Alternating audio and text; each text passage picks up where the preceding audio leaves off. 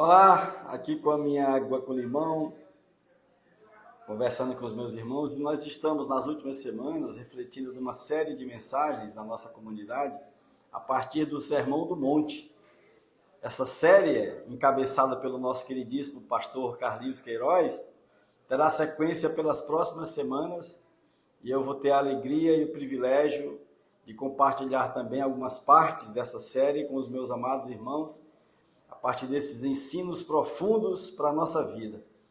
Peça literária extraordinária, Sermão do Monte. E o Sermão do Monte, meu irmão e minha irmã, é um dos mais belos e relevantes ensinos de todo o texto bíblico. Um ensino radical, um ensino assim meio contracultural, onde Jesus nos inspira a vivermos as suas virtudes enquanto discípulos genuínos, enquanto seguidores genuínos do doce e lindo Jesus Cristo de Nazaré. Ele mesmo nos ensina. E da mesma forma como eu me percebo tão abençoado com essas preciosas lições do próprio Jesus para todos nós, eu espero que seja igualmente muito abençoador para a sua vida, meu irmão e minha irmã. E nesse mundo complicado, complexo, caótico, cheio de dificuldades, que a gente vive, o conceito de felicidade está diretamente associado a poder, a riqueza, a posses, a fama, status social, uma espécie de imperiosa tirania do ter, e que se agiganta frente à beleza do simplesmente ser. E meus irmãos, nós não precisamos embarcar nessa tirania da felicidade, que nos proporciona apenas momentos felizes, uma felicidade efêmera, circunstancial, e que se torna dependente essencialmente do ter, porque nos escraviza nessas cadeias da vaidade, das coisas superficiais que insuflam o nosso ego, e apenas isso. Então é efêmero, é passageiro. E nós temos como objetivos assim, a busca da realização material, pessoal, muitas vezes orientadas por coisas boas e desejáveis, também justas, como, por exemplo, se casar, ter filhos perfeitos e obedientes, filhos estudiosos, ter uma estrutura familiar organizada, concluir uma faculdade, conquistar um destacado lugar no mercado de trabalho, coisas assim.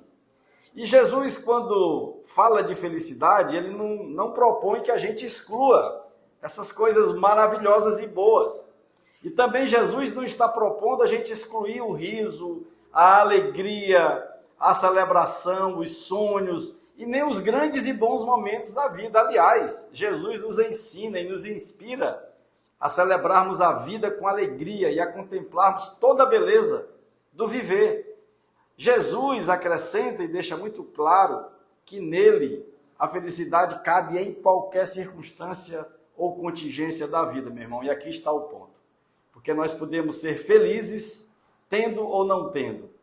Porque Jesus, como o protagonista da palavra, da história, da própria humanidade e da vida, Jesus nos chama a uma consciência para entendermos na plenitude o verdadeiro conceito de felicidade, e ele nos ensina a sermos felizes acima e apesar das circunstâncias dessa vida. E o Sermão do Monte, que é exposto ali no Evangelho de Mateus, em 3 capítulos, os capítulos 5, 6 e 7, provavelmente é a peça literária mais importante das Escrituras. É um ensino relevante para a vida, visto que, além de importantes princípios éticos, nós podemos perceber grandes lições, grandes revelações, aquilo que muitas vezes é tido por ruim, por problemático, por desagradável e difícil, diante de Deus é o que realmente vai levar muitos à verdadeira felicidade. Pode ser um paradoxo, mas quando a gente compreende, a gente vive esse referencial. E essa passagem forma esse paradoxo mesmo, contrariando a ideia de muitos e mais uma vez mostrando que Deus não vê como nós vemos. O homem vê a aparência, mas Deus sonda, observa e vê os nossos corações. E felizes, muito felizes, os pobres em espírito, aqueles que não reconhecendo qualquer coisa em si mesmos, eles têm a consciência plena de que nada possuem e que dependem exclusivamente e totalmente de Deus. Os pobres em espírito são felizes porque conhecem uma nova sociedade, o reino de Deus. Este espaço não geográfico onde as hierarquias e a lógica são invertidas. O menor é o maior, o último é o primeiro. Os pobres têm relevância importante, são incluídos e passam a ter vez e prioridade no ministério de Jesus, do nosso lindo e doce Jesus Cristo de Nazaré. É por isso que eles compreendem essa mensagem, porque são acolhidos de uma forma plena de amor, né? Então eles são felizes porque eles possuem humus no espírito. São gente, seres humanos que valorizam a essência da vida e não a conta bancária ou uma elevada posição social. Humus no espírito, humildade e humanidade. Porque os humildes de espírito são aqueles que abraçam a todos, sem preconceito, sem discriminação, sem nenhum senso de superioridade. Aqueles que compreendem plenamente que ter não é tudo e que ser é o bastante. Tem um livro aí com esse nome, viu? Do Carlinhos. E eles abrem mão de ter para ser, porque este ser é estar na dependência de Deus. Porque quem está na dependência de Deus e em Cristo, nova criatura é. E esse ensino é muito relevante. E em Jesus nós somos felizes, meu irmão e minha irmã, apesar do nosso choro, ou até mais felizes quando a gente chora. E quando a gente preserva a nossa capacidade de chorar. Felizes os que não perderam a capacidade de se emocionarem com a vida. Felizes os sensíveis que se comovem com as necessidades do outro, que não se conformam com essas injustiças que nos cercam, né? Que lamentam profundamente as misérias que afetam o nosso irmão, o nosso próximo. Felizes os que choram, porque eles declaram que precisam de consolo, porque reconhecem o choro como uma virtude e entendem que as lágrimas e a angústia significam a sensibilidade para a vida. Pessoalmente, meu irmão e minha irmã, eu não tenho nenhuma vergonha de chorar e me permito completamente ser movido pelo Espírito Santo, que por vezes transborda em mim para jamais perder a sensibilidade pela vida e pelas pessoas. E eu não tenho nenhuma dificuldade de chorar. E o sermão segue e diz que muito felizes são os mansos, aqueles que sempre estão dispostos a pagar o mal com o bem, os que honram aos outros mais do que a si próprios, que abençoam aqueles que os perseguem, né? Que mesmo o alvo da perseguição, eles amam, que não retribuem a ninguém mal por mal, que nunca procuram se vingar de ninguém, mas exatamente por saber que só tem um jeito de vencer o mal, é exercendo o bem. Então os mansos são felizes porque eles não possuem essa expectativa da violência, eles não são uma ameaça para ninguém e transitam livres em toda hora, em todo tempo, em todo lugar. E segue ainda ensinando sobre aqueles sedentos e famintos por justiça como muito felizes. Porque eles são muito felizes porque eles sabem claramente que só há espaço para a justiça aonde o coração humano encontra lugar para a paz.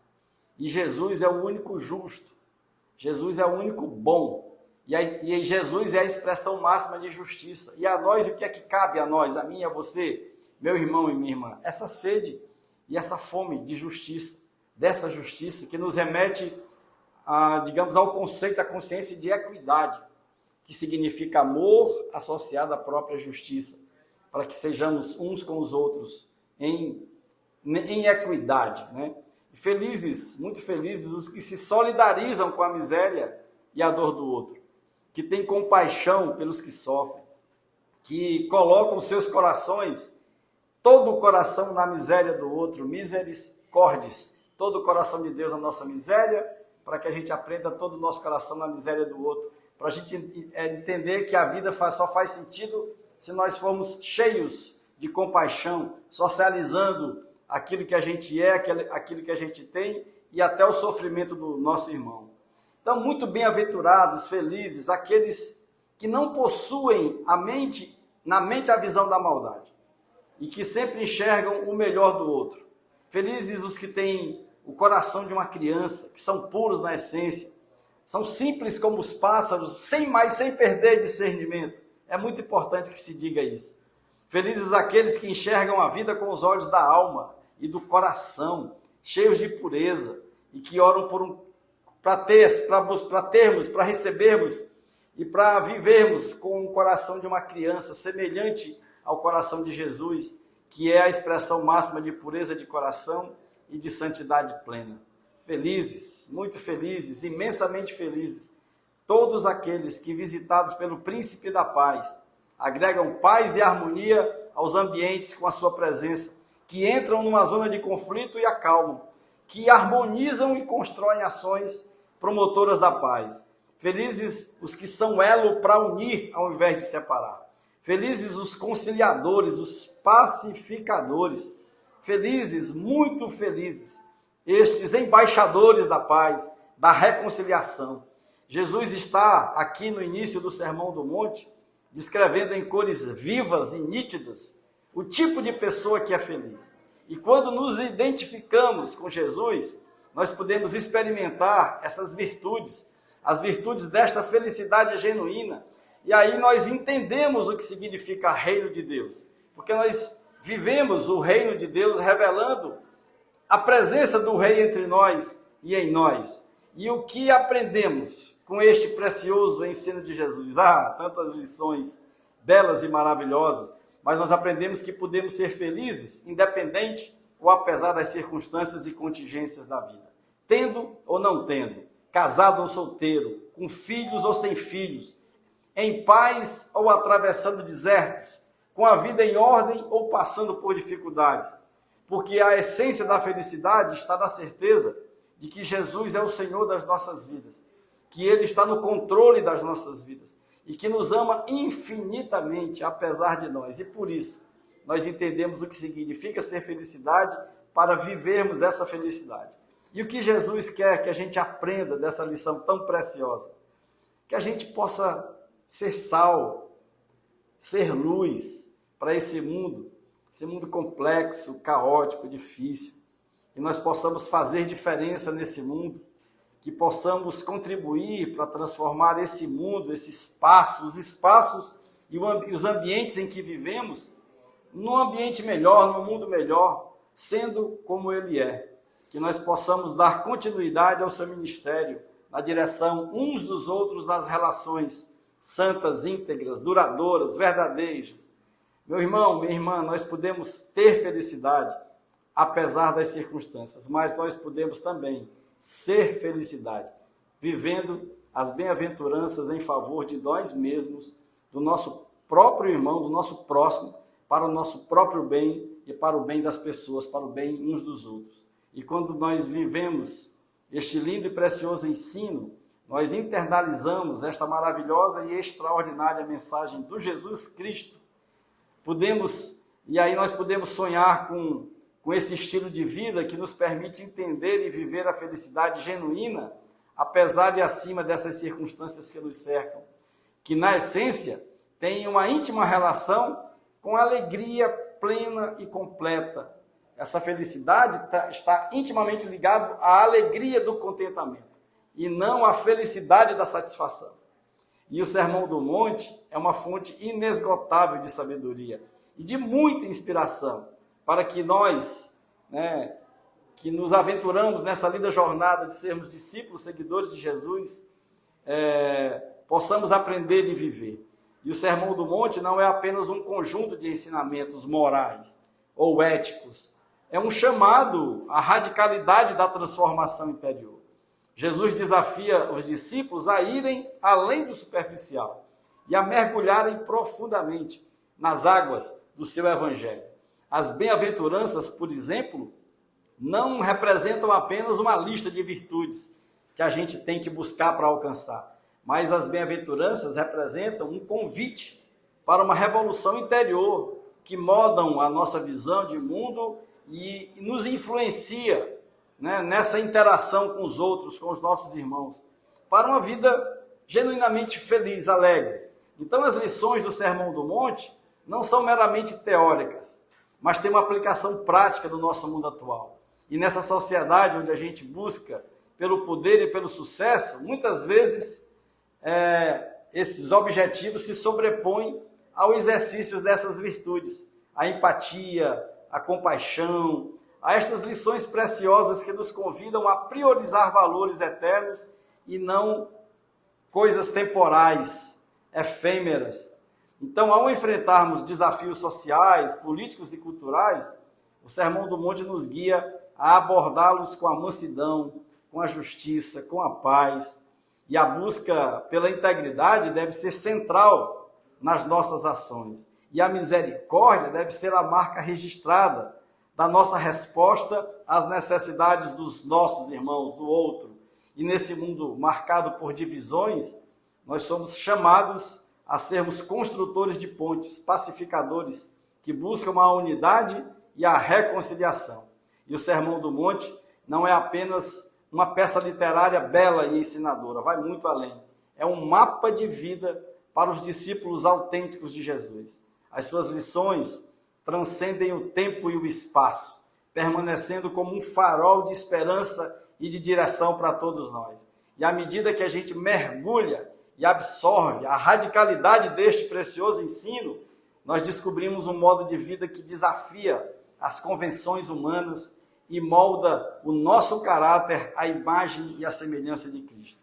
Que a luz das palavras de Jesus no Sermão do Monte seja o farol a nos guiar e a nos inspirar, produzindo em nós transformação para que nós sejamos verdadeiramente, meu irmão e minha irmã, a imagem e a semelhança do lindo e doce Jesus, que nos ensina, Ele mesmo nos ensina essas preciosas lições para a vida, para o nosso próprio bem e para o bem das pessoas.